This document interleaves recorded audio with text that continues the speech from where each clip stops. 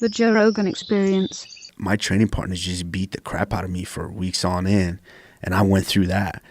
And we asked Mike, like, Mike, what do you think about this? Like, is this normal, feeling like this? Mike's like, yeah, hell yeah, that's normal.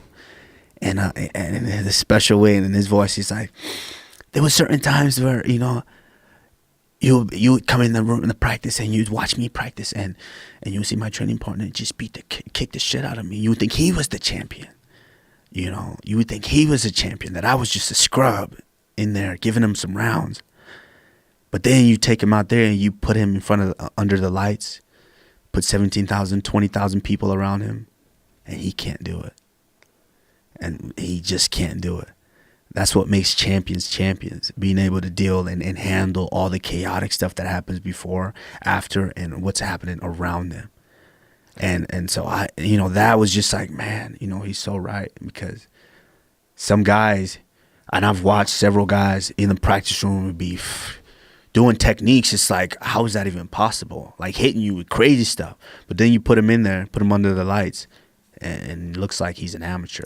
That is one of the weirder things about gyms, is those guys who are gym killers. Yes. Inside the gym, they are fucking killers. And then for whatever reason, they can't do it. Can't do it. My thought is always like, can't you teach those guys how to keep it together when it comes to a fight? Or is that just something that's inside? It's something that's inside.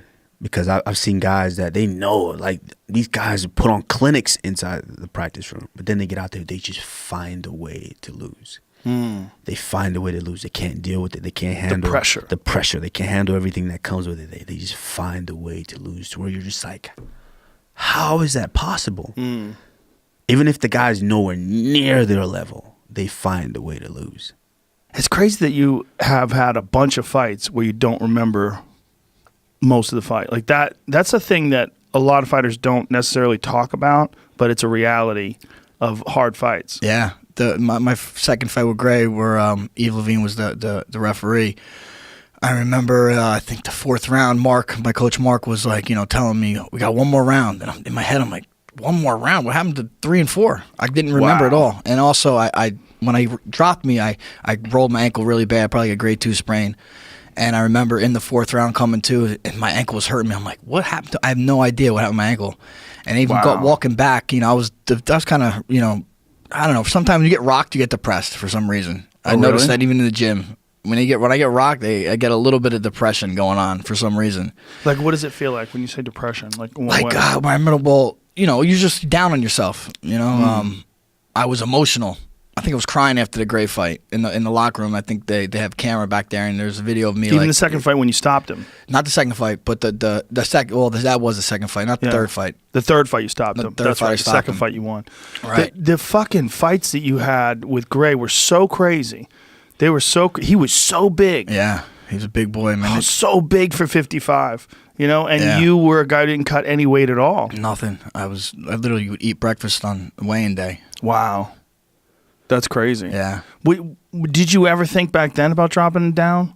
Or were you just like, fuck it, I'm the champ. Why should I? That's why. I was like, I'm the champ. Why should I go down? I mean, I'm winning. I'm beating these guys. Yeah. Even the Benson Henderson fights, they were super close. You know, I could have won either way.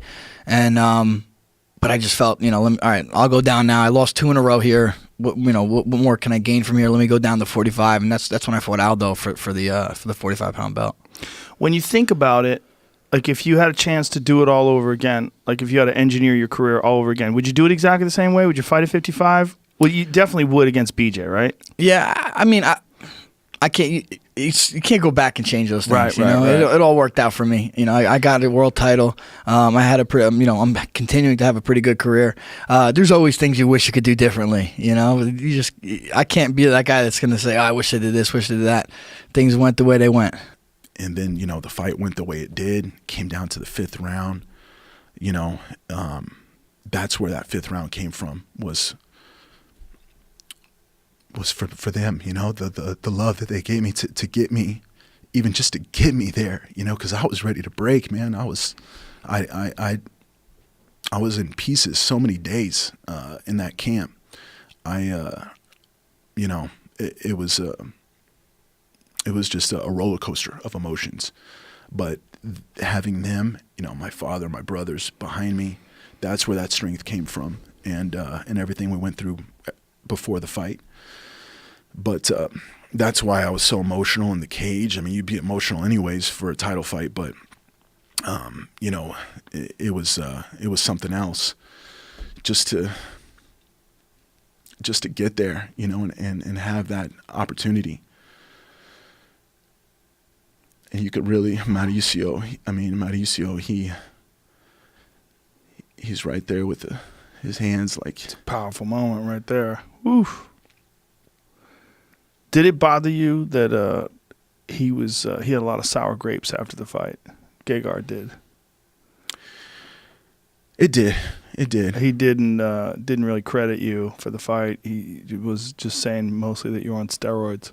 This is my mom. Yeah. Paying her respects, giving him a hug. Yeah, I mean, I understand that he felt bad because he lost, but I felt like the way he handled it was uncharacteristic for him.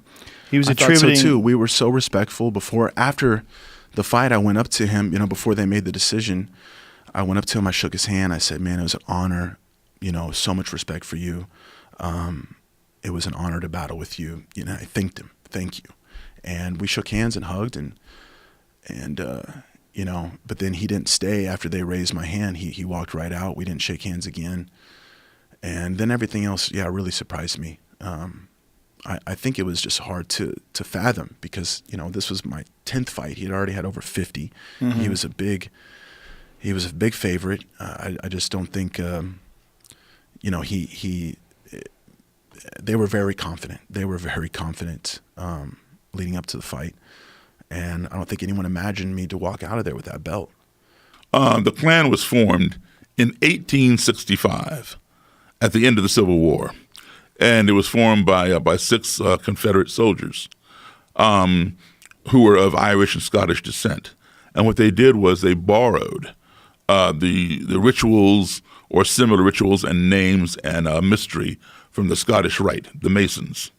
You know, grand this and all that kind of stuff. Wizards and shit. Exactly, precisely. Don't they have dragons? Yep.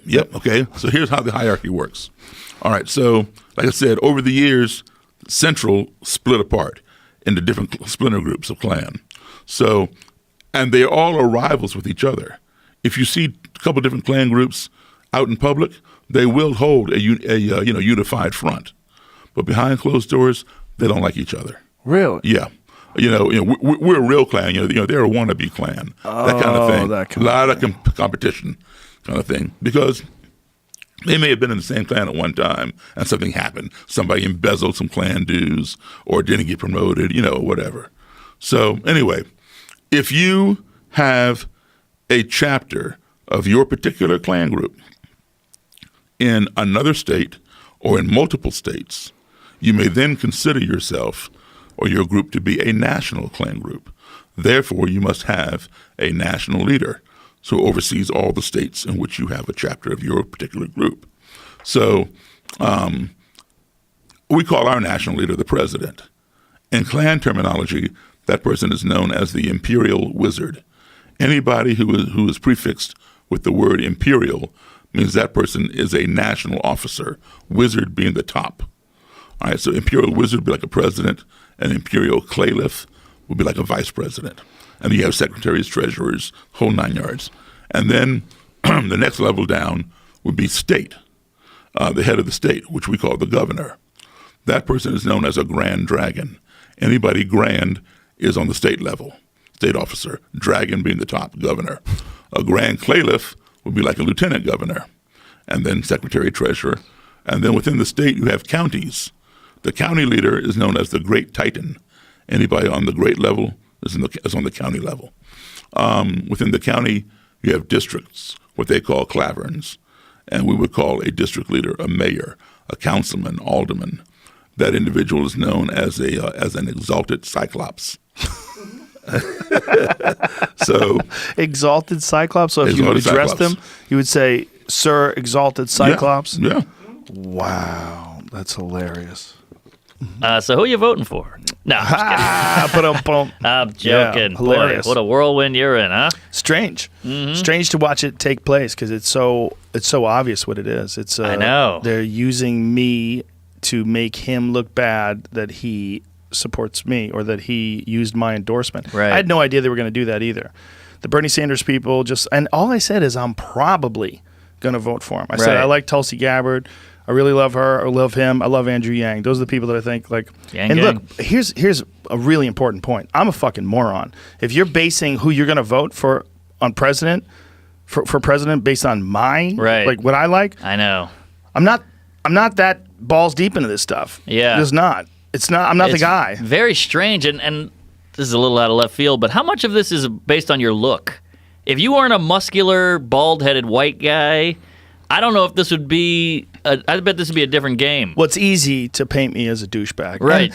And also, what's really funny is the thing that I said in the video was exactly what they did. I said, if you just take the worst aspects of someone, take out everything else, magnify it, right, and you could paint them out to be a real piece of shit. Of course, I have 10 texts today. But what I said is that it's hard to do that with Bernie because he's a really consistent guy. He's the real deal. He was out in the front lines in the 60s with the civil rights. Right, getting chained to people and getting arrested. Yeah, right. He was.